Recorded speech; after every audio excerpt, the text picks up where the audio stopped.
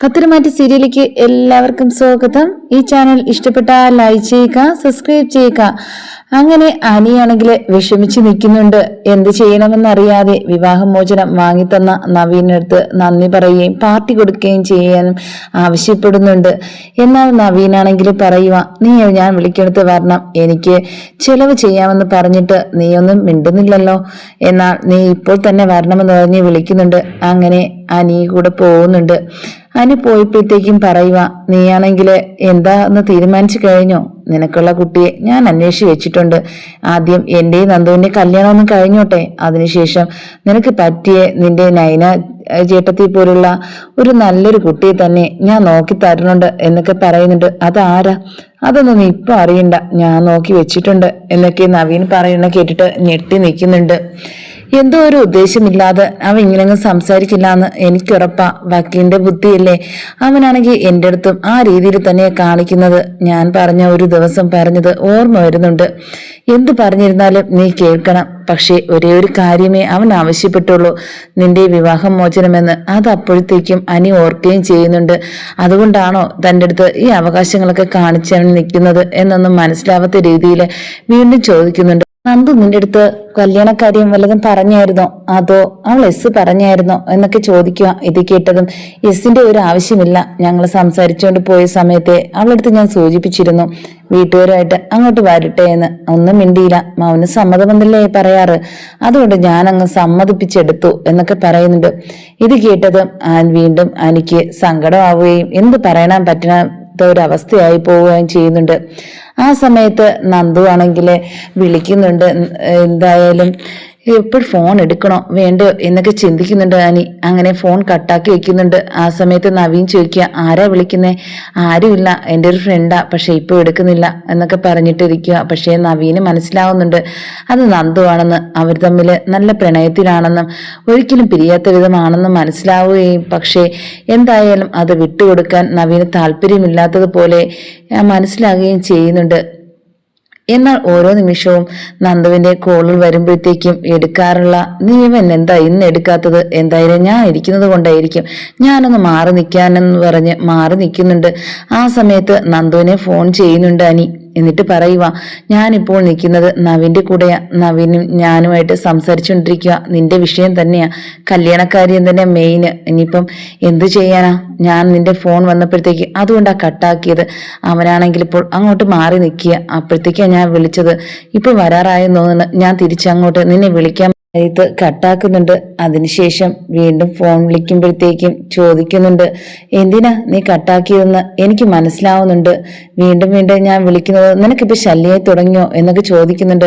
ഞാൻ പറഞ്ഞില്ലേ കാരണം, പിന്നെ എന്തിനാ വീണ്ടും ഇങ്ങോട്ട് വിളിച്ചത്? അവനിപ്പം വരാറായി എന്നൊക്കെ പറഞ്ഞിട്ട് കട്ട് ചെയ്തിട്ട് ഞാൻ അങ്ങോട്ട് തന്നെ നിന്നെ വന്ന് കണ്ടോളാം എന്നൊക്കെ പറയുന്നുണ്ട്.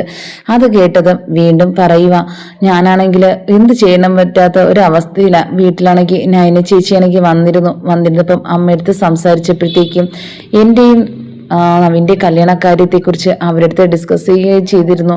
പക്ഷെ ഒരു കാര്യം അവർക്കും ഒന്നും പറയാൻ പറ്റാത്ത ഒരവസ്ഥയായിരുന്നു. നിന്റെ കാര്യം അതിനിടയ്ക്ക് എടുത്തിട്ട് കഴിഞ്ഞാൽ എന്തായിരിക്കുമെന്ന് അറിയാമോ? ആദ്യം തന്നെ നിന്നെ തന്നെയാ കുറ്റപ്പെടുത്തുള്ളൂ, എന്നെ ഒന്നും പറയില്ല. എന്തായാലും ഞാൻ ഭയങ്കര എന്തോ ഒരു വലിയ സംഭവമായിട്ടാ ഇപ്പോഴും എൻ്റെ വീട്ടുകാർ എന്നെ കുറിച്ച് വിചാരിച്ചു വെച്ചിരിക്കുന്നത്. ഞാൻ ഒരു പ്രണയത്തിനൊന്നും ചാടില്ലെന്നാ അവരുടെ വിചാരം. അതുകൊണ്ട് തന്നെയാ 100% ഉറപ്പായിട്ടും എൻ്റെ നവീന്റെയും കല്യാണം നടക്കുമെന്ന് വീട്ടുകാർ ഉറച്ചു പറയുകയും ചെയ്യുന്നുണ്ട്. അതുകൊണ്ട് നീ ഒരു കാര്യം ചെയ്യണം, മുത്തശ്ശനടുത്ത് സംസാരിച്ച് മുത്തശ്ശനെ കൊണ്ട് തന്നെ പറയിപ്പിക്കണം, എൻ്റെ അമ്മയടുത്തും അച്ഛനടുത്തും, എന്നാലേ ഇതിനൊരു കാര്യം നടക്കുകയുള്ളൂ എന്നൊക്കെ പറയുന്നുണ്ട്. ആ സമയത്ത് പറയുക, ഞാനത് നോക്കാം എന്നൊക്കെ പറഞ്ഞിട്ട് വെക്കുന്നുണ്ട്. അങ്ങനെ പെട്ടെന്ന് നവീൻ വരുന്നുണ്ട്. നവീൻ പറഞ്ഞ്, ആരാ കോളിൽ വിളിച്ചത്?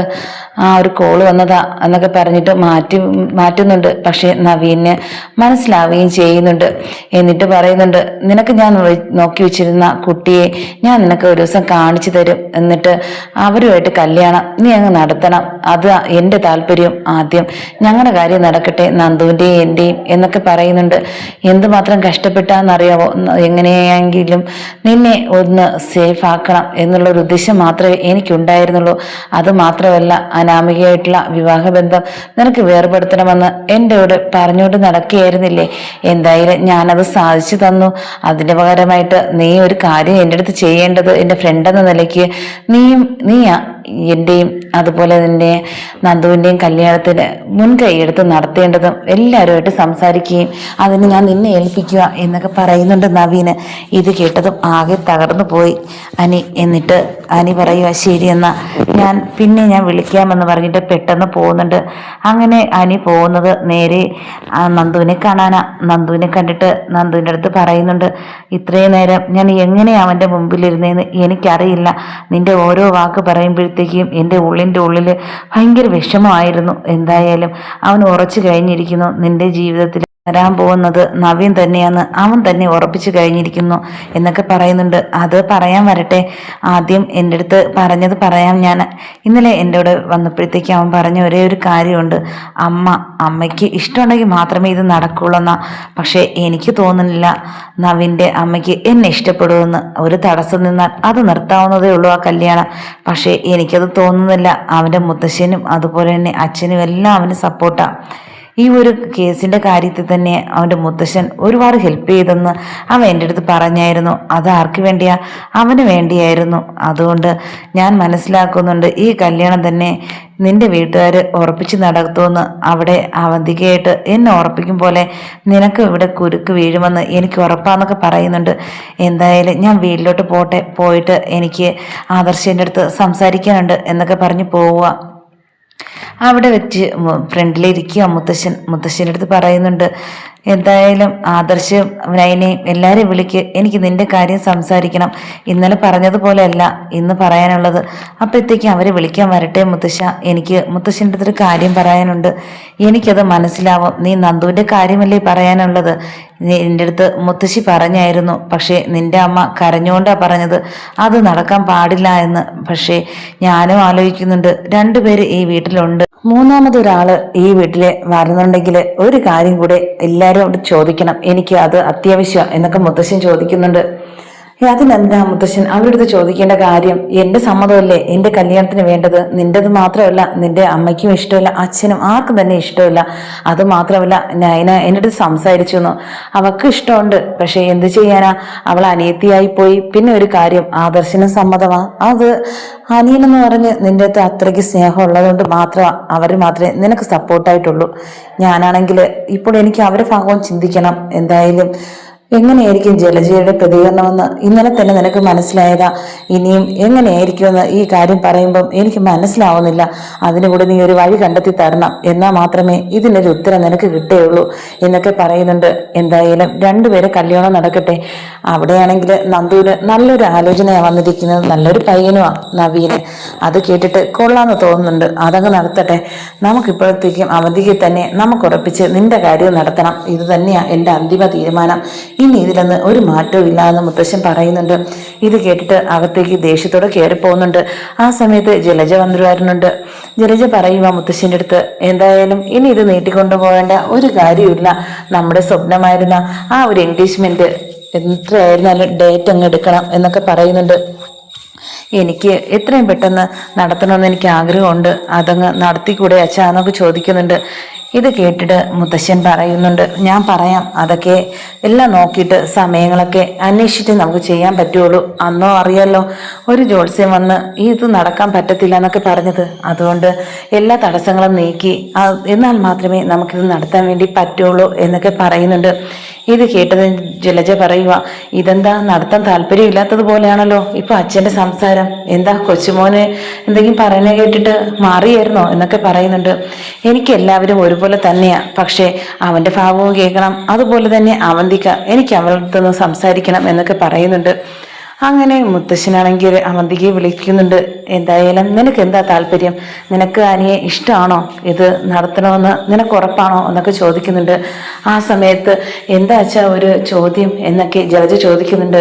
എന്തായാലും അവൾ ഇഷ്ടപ്രകാരമല്ലേ അവൾ എൻഗേജ്മെന്റിന് 2 പ്രാവശ്യം തയ്യാറെടുത്തത്. എന്നാൽ അതൊന്നും നടന്നില്ല. എന്തായാലും പെട്ടെന്നൊരു ഡേറ്റ് തീരുമാനിച്ച് ഈ എൻഗേജ്മെന്റ് നടത്തിയാലേ എനിക്കൊരു സമാധാനം ആവത്തുള്ളൂ എന്നൊക്കെ പറയുന്നുണ്ട്. ഏത് കാര്യമായിരുന്നാലും നോക്കി നടത്തിയില്ലെങ്കിൽ നിന്റെ കാര്യം പോലെ ആവും എന്നൊക്കെ പറയുന്നുണ്ട് മുത്തശ്ശൻ. എൻ്റെ ഏത് കാര്യമാണ്?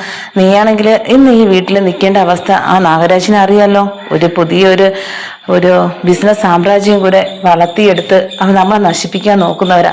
അതിനേക്കാളും അത്രയ്ക്ക് ഒരു അധംപതനം കാണാതിരിക്കുന്നവനും അവൻ്റെ മുമ്പിൽ നമ്മൾ തോറ്റു കൊടുക്കാൻ പാടില്ല. അതുകൊണ്ട് തന്നെയാണ് ഇവിടുത്തെ ഏതൊരു പരാജയവും അവന് സന്തോഷിക്കും. അതുകൊണ്ട് അത് പാടില്ല. എല്ലാവരും ഒത്തൊരുമയോടെ നിന്നിട്ടാണ് ഓരോ കാര്യങ്ങൾ തീരുമാനിക്കാൻ. അത് കല്യാണക്കാരിയായിരുന്നാലും എൻഗേജ്മെന്റ് കാര്യമായിരുന്നാലും ശരി തന്നെയാണ്.